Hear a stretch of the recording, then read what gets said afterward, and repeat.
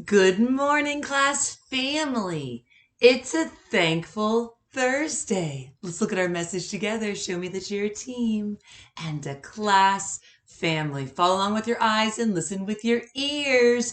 Use your finger to point. Ready? Start in the top right-hand corner with the date. January 11th, 2024. Dear class family, today is Thursday. We will learn a lot at school. First, we will learn letters and sounds. Next, we will look at the Lexia data and do literacy centers. Then, we will share our thinking about a book. Last, we will learn how to write a nonfiction book. Love, Miss Joyner. All right, we're going to look back and reread the message. Remember, good readers read things again. It's called rereading. They do this so their brain can understand the words on the page. Use your finger to point. Start in the top right-hand corner with today's date. Remember, good readers read from left to right and top to bottom. I noticed the abbreviation for this month. There's a capital letter J-A-N and then period. What does that abbreviation stand for? Well, say it out loud. If you said January, great job. Notice the capital letter to start. Good writers and mathematicians capitalize the first letter of each month of the year because it's special and important. As we are rereading, notice the uppercase letters and punctuation marks within the message. In addition, notice the sequence of what we're doing this morning in language arts. First, next, then, and last. January 11th, 2024. Dear class family, today is Thursday. It is Thursday, and it's a thankful Thursday. Notice how this sentence starts with a capital letter. Good writers start sentences with capital letters. I see a capital letter that starts every single telling sentence. When we're writing our nonfiction books today, make sure to start every sentence with a capital letter too. I also see a capital T for this day of the week, Thursday. Each day of the week is special and important. Make sure to start it with a capital letter.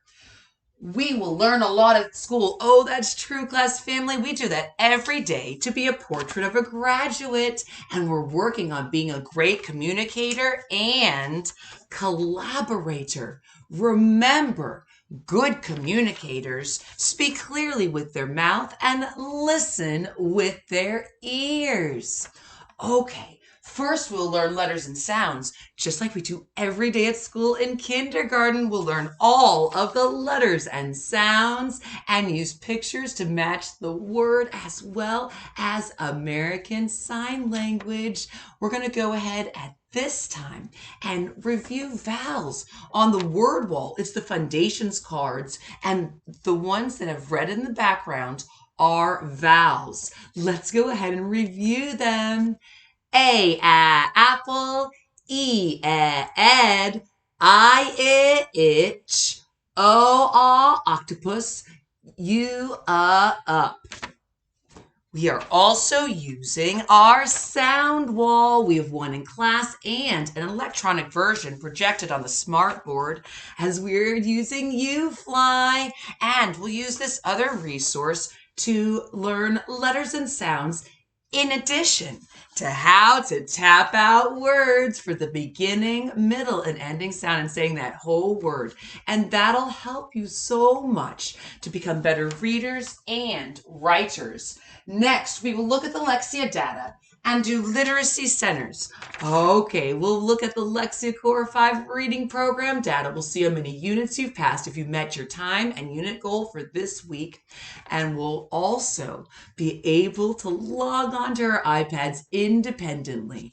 For those of you who need more time, we're going to go ahead and continue to try to meet our goal today, as well as doing some other centers in the classroom, building CVC words, lowercase letter matchup, meeting with other teachers within the room for groups, And we have the PAL section of VKRP. Remember, that's phonological awareness literacy screening. We're going to be coming over to the table to meet with me. And some of you are going to be sharing what you know about letter sounds. And others will be doing the spelling section where I say a word, a CVC word, and you listen carefully and hear that beginning, middle, and ending sound. And then you're going to write the whole word. I can't wait to see what you know. Okay. Then we will share our thinking about a book. We will, and remember, we're focused on nonfiction text. They teach, inform, and explain real things. We're going to look at another book today, and we're going to also notice and use those nonfiction text features to help us, like the title page. We have photographs. We have the index glossary. We have headings, subheadings, words in bold print. My goodness, we have so many things that are going to help us as readers to understand this nonfiction text. Then, last, we will learn how to write a nonfiction book. Okay, so during writing workshop, remember, we had already brainstormed the list. You already picked your idea. You're going to use your paper. Make sure you have your first and last name at the top.